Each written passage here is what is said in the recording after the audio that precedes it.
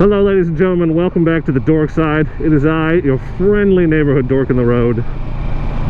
And today I just want to say thank you to all of you for watching, enduring, subscribing, playing along, following along, enjoying, not enjoying, tolerating, suffering through the first 100 episodes of Dork in the Road, and welcome you to the 101st. Looking forward to 100 more. Hundreds more to come, really.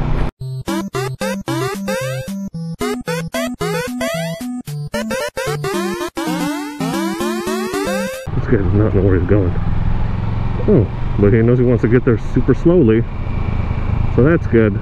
That's right, ladies and gentlemen, it's crazy to think that I've been at this channel thing for, I don't know, not even 18 months. So in a year and a half, we're almost at 5,000 subscribers, getting dangerously close, and this is the 101st video I put out. So crazy to think about the journey and how all the great support I've gotten from you guys. There's been a few trolls along the way, but they've mostly fallen by the wayside, and generally just super positive, awesome stuff from the YouTube community, and I super appreciate you guys watching and sticking with me. This lady is slow. I was gonna pass her, but she found her turn signal, so that's good. It's hot today. So I just wanted to wax philosophical and reminisce a little bit about the journey and where we've come and where we're going. Started this channel in February of 2017. It seems like longer ago than that.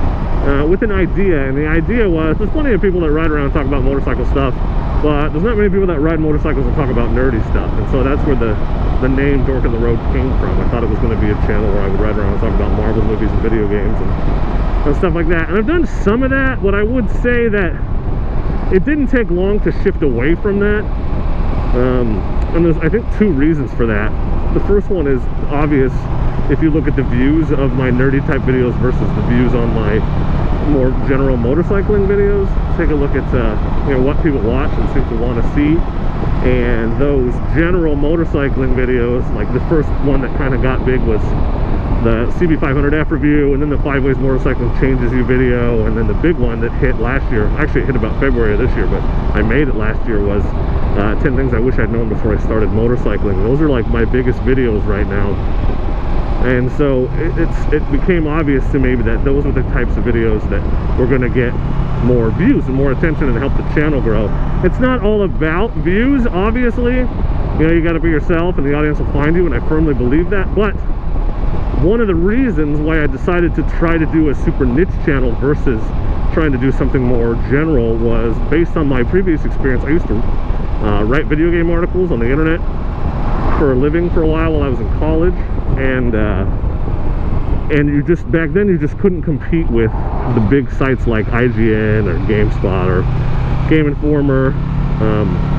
1up.com was still a thing back then, but if you wrote just a Super Mario Brothers review, nobody would see it. You couldn't do super general video gaming topics and get any view or any views on your articles. You had to be very, very specific. And so I still remember to this day, one of my most profitable and most watched, obviously, articles was an article about how to find the warp zones in New Super Mario Brothers. So that's incredibly specific. You couldn't do a New Super Mario Brothers guide or review and get any views, but people who were searching for a New Super Mario Brothers warp zones would find my video or would find my article. Was that Betty? I don't know, KTM. So I thought that's what it would take on YouTube to find an audience, was to be super niche and wouldn't be able to attract people with, or for viewers to find the general motorcycling topics because of all the competition. But I quickly found out with that 5 Ways video, with the CB500F review video, with the 10 Things I Wish I'd Known Before I Started Motorcycling video, that was not the case. And on YouTube, the playing field is a little bit more level, and you can, in fact, get lots of views even if you're a smaller channel, if you do your keywords right, have good content that people watch all the way through. YouTube super values watch time. So if you're watching my videos halfway through and you want to support me, just leave it playing while you're in the bathroom or something, because YouTube pays attention to that. And so once I figured that out and started making a little bit more general motorcycling content, I really just more targeted towards new riders and, you know, using my limited experience to help people avoid the mistakes that I made. I started doing okay, and so I'm still a dork. I'm still a dork on the road. I still want to talk about and reference video game, movie stuff all the time, but I don't have to just do that. And then the dual sport stuff kind of came along because I bought the CRF. I wasn't expecting to do that at all. It's another evolution of the channel. So that's kind of how we started and how it evolved. There was a pretty major evolution of the channel this February, which I think maybe when a lot of you came on board was after that, because that 10 things I wish I'd known video blew up all of a sudden in February. It always did okay, but it started getting like a shit ton of views, and now it's at almost 200,000 views, which is by far and away my most popular video. I think the next highest is like 30,000, and I have ones at like 250 and a couple still at 80, so 200,000 is a lot for me. And for some reason, I don't know what happened, I didn't do anything specific with it, it just hit in February, and that started pulling a lot of people into the channel, a lot of subscribers, and honestly really revived my enthusiasm, because I had sort of switched over to Twitch streaming in the winter and had thought about trying to do that more seriously. I was just starting to make a little money with it, and then that video hit, and so it rejuvenated my motivation. I started seeking out companies trying to get sponsorships. That's where the Icon sponsorship came from, and it's kind of snowballed from there. So it's been cool. About to hit 5,000 subscribers. So I still think I'll Twitch stream in the winter, particularly November and December, when, well, it's possible to ride. It's not exactly pleasant around here. I don't mind the rain as much as I do the cold. If it's below 40 degrees without heated grips or anything, I don't really want to go for long rides. So I'm going to do some more Twitch streaming, so if you haven't followed me over there, you should, because you will see me pop up probably as the fall starts and the big games start to come out, and I spend more time playing. But so the plan then is, since I've discovered that we can in fact compete with regular motorcycling content, is to try to make more of that.